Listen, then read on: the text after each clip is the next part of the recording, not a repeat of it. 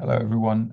Today I've sent out a letter detailing the fact that Noel Academy are considering joining the Alfair Academies Trust, which is the multi-academy trust, which would look after the organisation and take ultimate responsibility for Noel Academy.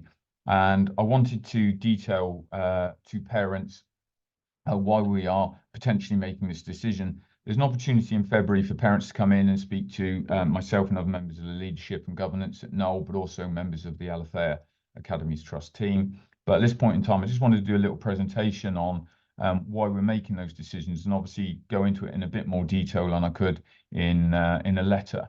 So at this point, I'm just going to share my screen with you and go through why we've made these decisions. So essentially, this comes from the fact that in 2022, or just a little bit before it, the government set out a schools white paper, and that contained a vision for education in England.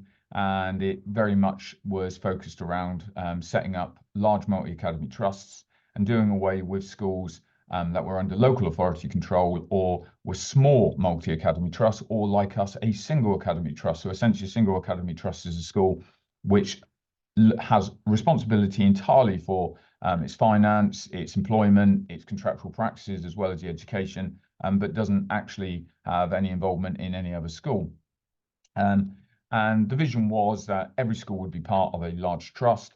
And the next one would be, the most important thing there is the fact that every school would be in a multi-academy trust, which was at least 10 schools or a minimum of 7,500 pupils. Now, that school's white paper was actually scrapped because it contained an awful lot of legislation, some relating to multi-academy trusts and some relating to other aspects. However, even though the paper was scrapped and never went through Parliament, what it stated had not gone away. So the Department for Education and all of its minions are still pursuing its main objectives. So we're still kind of having to abide by the policy, even though it was never put into policy, if that makes sense. So that leaves basically three options for us for multi-academy trust. One is to do nothing. Two is to form our own multi-academy trust. And the third one is to join a multi-academy trust. So I'm just going to go through those options. The first option is to do nothing, and this is an option. And the pressure to join a larger multi-academy trust may disappear, but I don't think so. I mean, the Labour Party set up academies and academy trusts under Tony Blair. There's cross-party support for them, so even if we get a change in government, I don't actually think the policy will change. And it's important to note as well that I actually kind of understand the rationale to it. Single academy trusts create massive problems for the Department for Education in terms of the oversight on them. I think we do a good job, but ultimately, if we didn't, I'm not convinced the Department for Education would know, because they just don't have the people to keep an eye on us. And what they're looking for is bigger organisations which they can speak to, and they know that then they discharge that responsibility for the oversight of those schools to the CEOs of those bigger organisations. Now, the risk of doing nothing is if we wait, other options are removed. We become vulnerable to having the decision taken away from us, or be in a situation where when we make the decision, we've got very, very few options. And there's also an issue in terms of Ofsted, because as people have seen, Ofsted has had an awful lot of coverage, and the format of it has been criticised roundly. And it's very likely that Ofsteds are going to focus more on trust inspection rather than school inspection. And for those schools left on their own, the Ofsted process may not be equitable, but we don't know. But again, it's just another vulnerable that we have to consider. To give you some local context, Kent County Council this year have announced that essentially all the schools in its control, so our local authority schools, they are looking to broker out to other multi-academy trusts. And they don't want to have the direct responsibility for them, and they're removing all their school improvement teams. And to give you an example of where the choice can be taken away, Hugh Christie in Tunbridge Secondary School was recently graded as inadequate by Ofsted. 4 months later, they were regraded RI. But in that time, while they were inadequate, they were told that they had to form or join an established multi-academy trust, and they were told they had to join the Lee Academies Trust. Now, this is not a criticism of Lee Academies Trust. I think they probably do a very, very good job there, but it's a demonstration of the fact that those decisions can be taken out of your hands if you don't make them when you still have the opportunity to. So the second option we had was to form our own MAT, but I think we've missed the boat on this one. The DfE are much keener for existing MATs to grow, and small MATs are as valuable as single academy trusts. So if you're a small MAT with 2 or 3 schools in it, the Department for Education are looking for you to kind of merge or move on as well. And it's very difficult to form a big multi-academy trust right from the start. The also thing is that the creation of a multi-academy trust requires a big central team.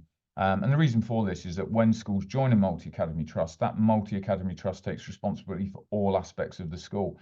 And that's in terms of educational standards, but also the finances, any liabilities, all the contracts, the site.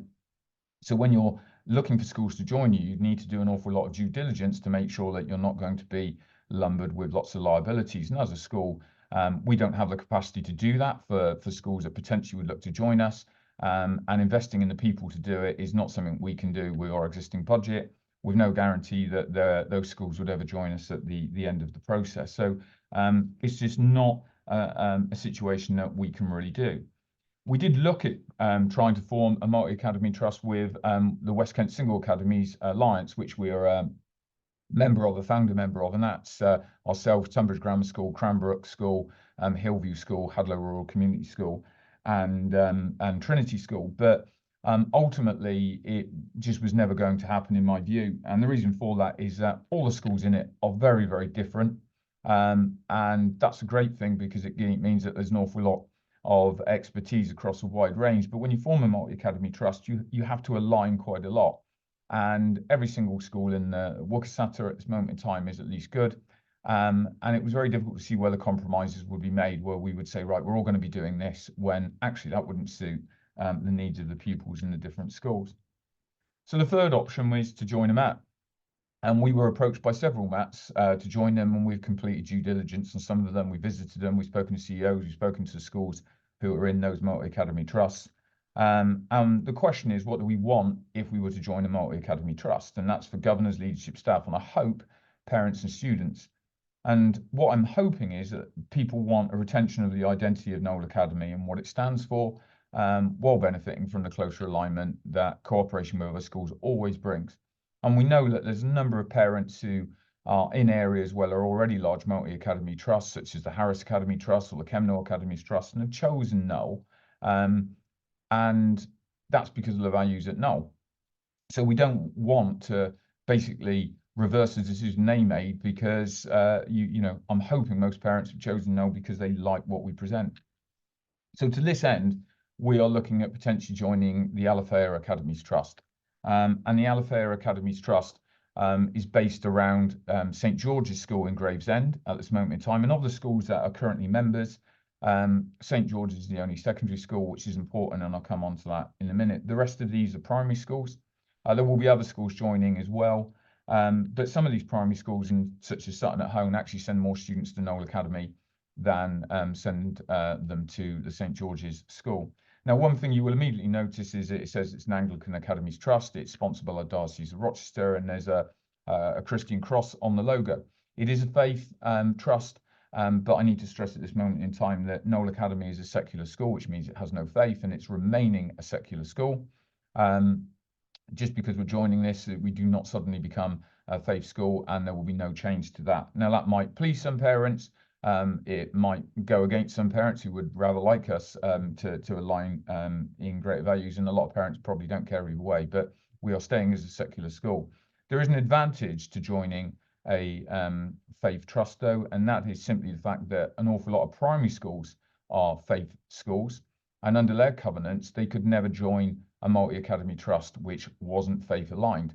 So even if we were looking to form our own MAT and went to see some of our local primary schools, it couldn't join us because we're not a faith school. But as we're joining a faith trust, that opens up those opportunities for those local primary schools. This is the geographical position of them. And the expectation is that if we joined, there would also be an expansion of primary schools around the Sevenoaks area, obviously, but that would be determined by the Sevenoaks primary schools governors and staff and parents who have an equal say in that. The Alfair vision is incredibly similar to our own. And if you look on the website, different words, but essentially looking to achieve exactly the same thing. And this is where Alfair tries to achieve its success, works across all phases of education, still looks at the fact that we do, that every pupil to achieve excellence academically and also in their wider studies are as committed to the extracurricular provision as we are at Knowle Academy. The most important one for me is the bottom one, which is providing a sustainable, modest support, self-improving school system. They provide an awful lot of autonomy for the schools in the trust to allow them to continue providing the education that the parents selected initially. So they've had reasonable amount of success with the primary schools they've taken over. 2 RI schools have gone to good, 1 inadequate school has gone to good, and they've improved the outcomes for all of the schools that have joined. So why have we chosen Alfair? These are some of the reasons that we've done. And I'll let you just read those for a second. And why did they want us to join them? And ultimately, this has come from them. But one of the big things is that they've had approaches from Sevenoaks primary schools looking to join their trust, and they didn't feel that they were geographically positioned to be able to support them effectively. So essentially, one of the ideas is that Knowle Academy would essentially become a second hub for primary schools in the Sevenoaks area to be part of this trust. But one of the reasons that I would like to join is that essentially we've only 1 secondary school in at the moment. The direction for secondary education in Alfair is not set. So, you know, this has come from the Alfair Trust. Our next secondary partner will play a pivotal role in developing our secondary strategy. So rather than the risk of joining some MATs where a central vision of how education should be presented is imposed on the school and it changes fundamentally, ultimately, Knowle is in the reverse of that. We're going to be fundamental in creating the vision for other schools that are coming on board. And one of those schools that is coming on board is the Alfair Academy. This is another secondary school that is part of the trust, but doesn't actually exist at the moment. That is the Alfair Academy at the moment. And it's a new school that's being built on the Blue Water Swanscombe estate. And that's what it's going to essentially look like eventually. And again, one of the good things about MATs is that you do have those kind of collaborations. So there'll be opportunities that can be delivered out of Alcaden that our students will now be able to access, and we can bus them across and we can work collaboratively, which we don't have the facilities to be able to offer at this moment in time. So this is a timeline. And as you can see in yellow, I've highlighted why I'm presenting this video at this moment in time. So this week, we are presenting the proposal to staff, parents and carers, and as an online feedback form. And then we start an application process on the 22nd of January. And on the 6th of February, we'll do a staff consultation, and that will be followed up by a parental consultation. And then from that point onwards, essentially the timeline is driven by the Department for Education. Because there's a large number of schools who are looking to convert at this moment in time, I couldn't guarantee exactly how long this process is going to take because I don't know what their capacity is. But in reality, the idea would be that it would come into effect from the 1st of September 2024. Now, there'll be no real change for students from their experience. We're not changing uniform. We're not putting a different logo on it. All of the staff are going to TUPE across an existing contracts. There's going to be no massive turnover of staff. Essentially, most of the changes will happen behind the scenes. And the biggest impact on students, I hope, is that greater collaboration with an even wider network of schools will mean that they will receive a much better education.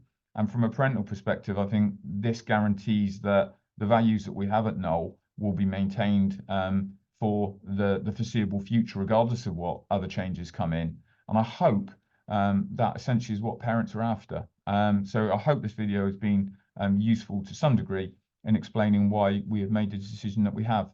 But for anyone who's got questions, the online form, the consultation and the meeting will also provide an opportunity for you to resolve those queries that you may have. But thank you for taking the time to watch the video.